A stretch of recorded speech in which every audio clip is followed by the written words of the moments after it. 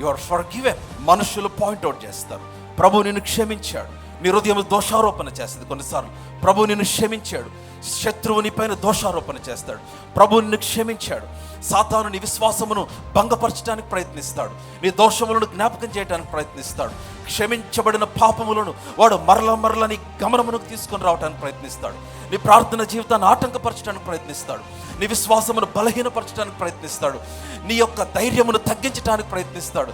నీ బలమును తగ్గించడానికి ప్రయత్నిస్తున్నాడు. You should understand one thing. మీరు గ్రహించాల్సిన విషయం ఏంటంటే, నువ్వు పాపము చేసావు, నువ్వు దేవునికి అవిధేయుడవయ్యావు, కానీ నువ్వు పశ్చాత్తాపడి దాన్ని ఒప్పుకొని నువ్వు విడిచిపెట్టిన వ్యక్తివైతే క్రీస్తు రక్తము నిన్ను కడిగిన మాట వాస్తవం, ఆయనను క్షమించిన మాట వాస్తవము. ఎందుకంటే ఆయన తిరిగి లేచాడు గనుక. Come on, hallelujah. God wants to impart the power of resurrection so that you can stand for him. నువ్వు ఆయన కొరకు నిలబడున్నట్లుగా, నీవు ఆయన కొరకు స్థిరముగా నిలబడినట్లుగా, పడిపోతున్న పరిస్థితి నుంచి విడుదల పొందినట్లుగా ఆయన తన పునరుద్ధాన శక్తిని నీ పైన విడుదల చేద్దాం అనుకుంటున్నాడు.